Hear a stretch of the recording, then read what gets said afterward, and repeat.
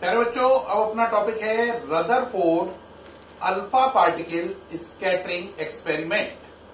ठीक है, Rutherford alpha particle scattering experiment क्या है? देखो, Rutherford alpha particle scattering experiment.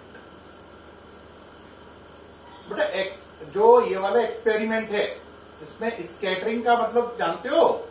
Scattered का मतलब बिखर जाना, फैल जाना। बिखर जाना या फैल जाने के लिए वर्ड क्या आता है? स्कैटर्ड। ओके रहा? जैसे भीड़ फैल गई, स्कैटर्ड हो गई। अब देखो, उन्होंने सबसे पहले एक लेड का ब्लॉक लिया। किसका ब्लॉक लिया? लेड का। ये लेड का ब्लॉक लिया। इसके अंदर रेडियम का पीस रखा। किसका? रेडियम का।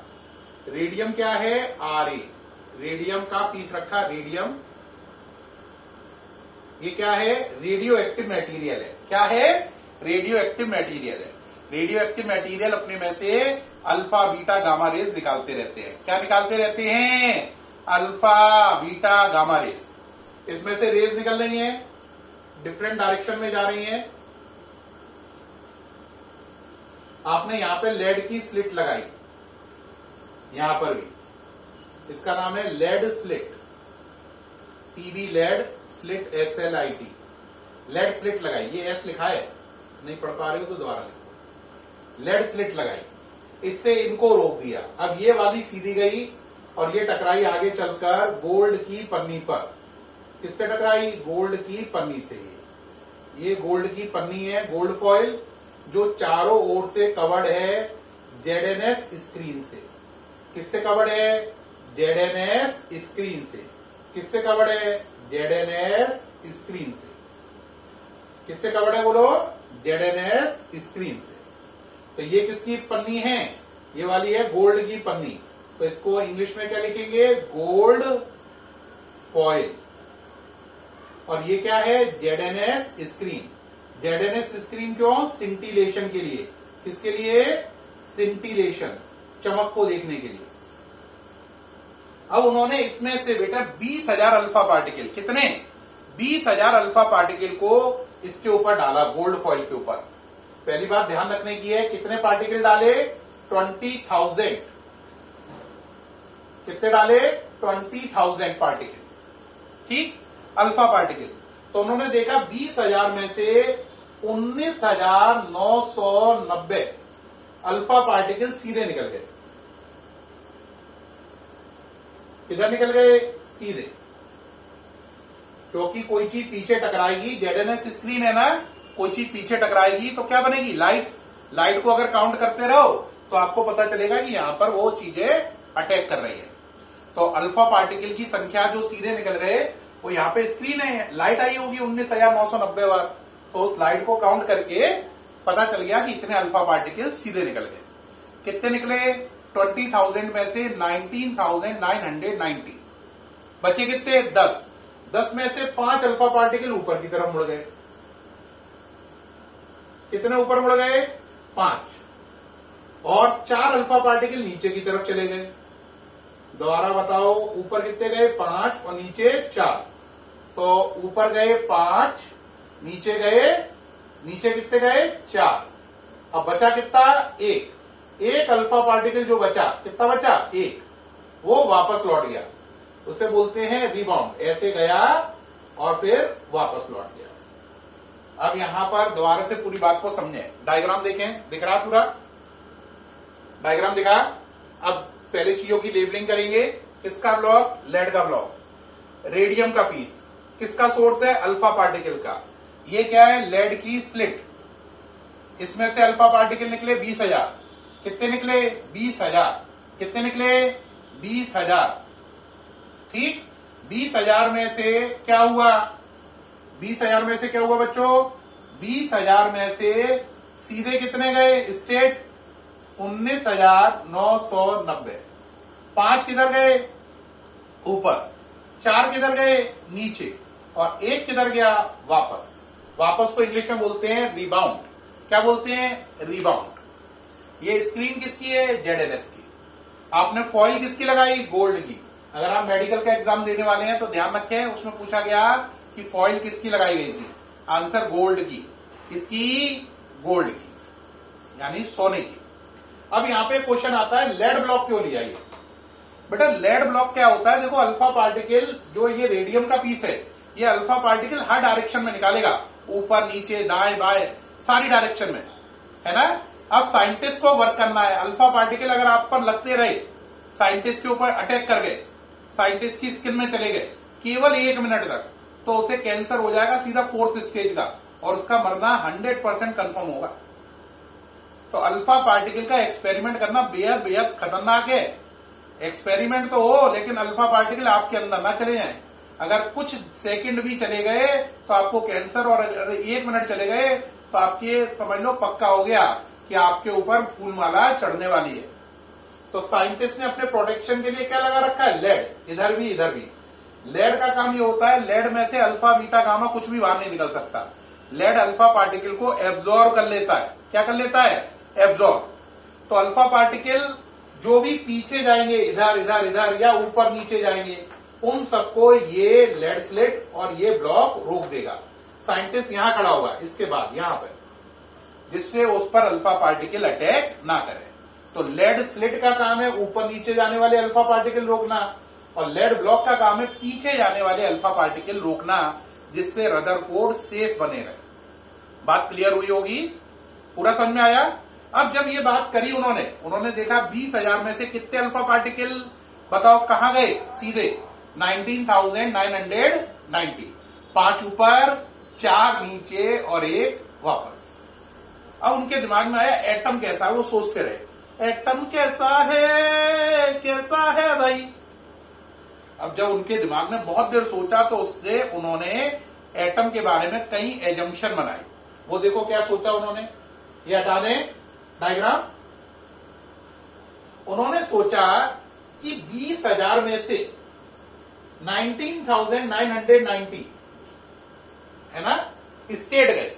तो उन्होंने सोचा अगर एटम को ऐसा मान ले, देखो थोड़ी देर के लिए ये एटम मान लो, क्या मान लो? एटम, है ना। तो ये अल्फा पार्टिकल है। अल्फा पार्टिकल पे +2 चार्ज होता है। कितना? +2।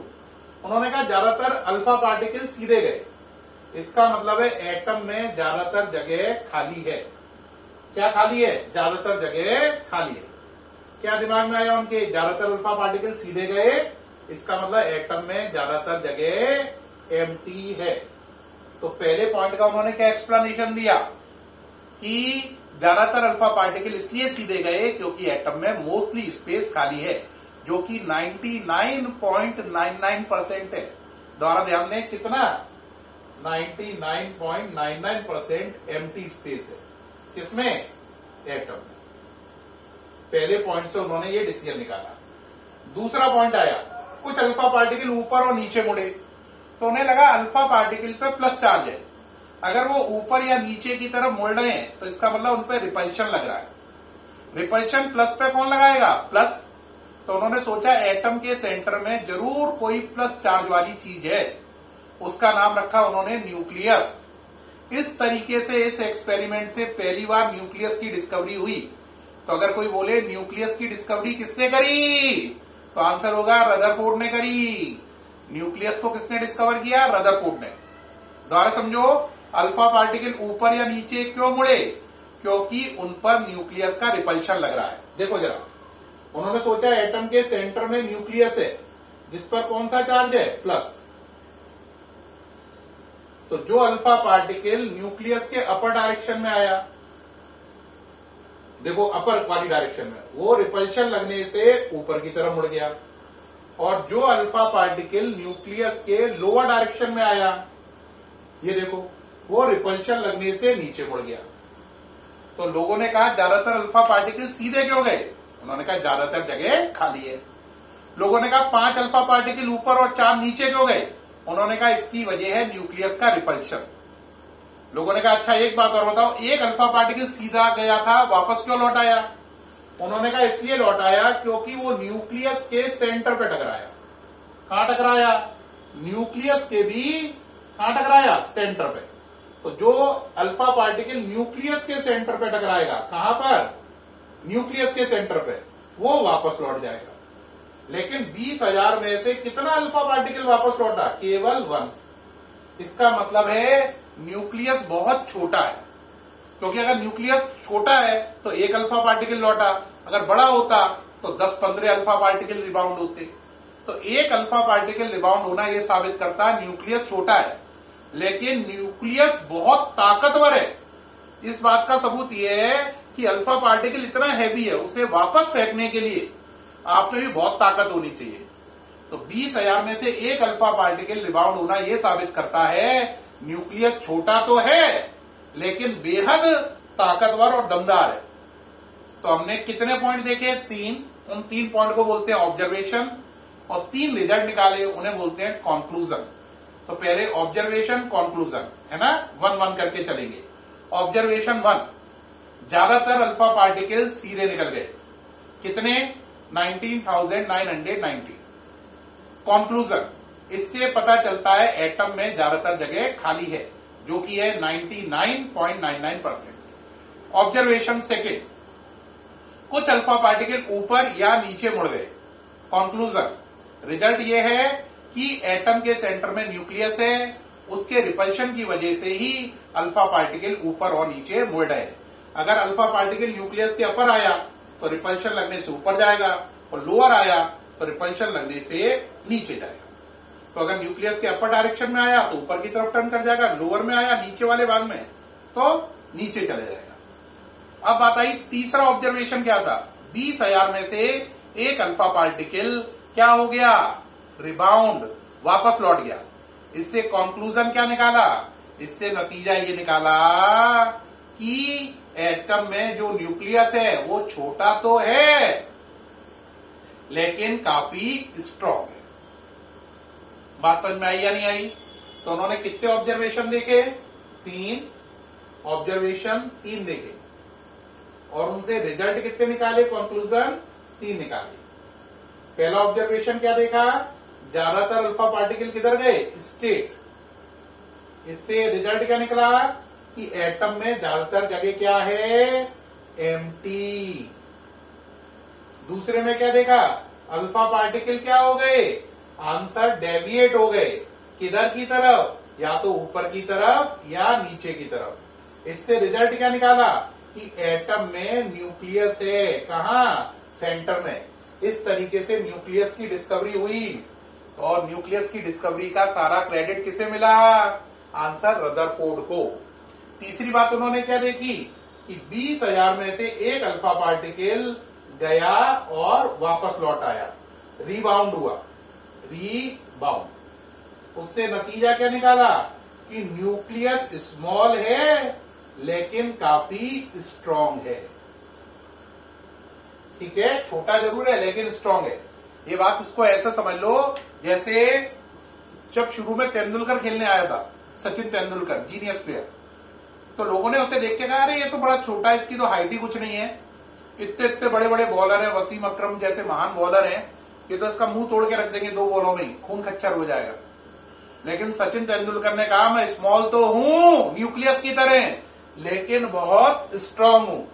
पहले ही मैच में उनने अब्दुल कादिर, जो पाकिस्तान का महान स्पिनर था, उठा के 6 पे उड़ा दिया। अब पाकिस्तानियों को बताया कि भाई ये प्लेयर जो है ये दमदार प्लेयर है, ये सबको हरा के रख देगा आगे चलकर। तो सचिन तेंदुलकर ने उस मैच में बहुत अच्छा प्रदर्शन किया और उसने साबित किया वो स्मॉल तो था लेकिन बहुत स्ट्रांग भी था, जस्ट लाइक न्यूक्लियस।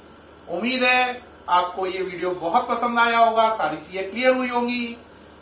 अब नेक्स्ट वीडियो बेटा आपका आएगा मंडे को, संडे को नहीं आएगा, मंडे को नेक्स्ट वीडियो आएगा। नेक्स्ट वीडियो में हम पढ़ेंगे रदरफोर्ड का मॉडल।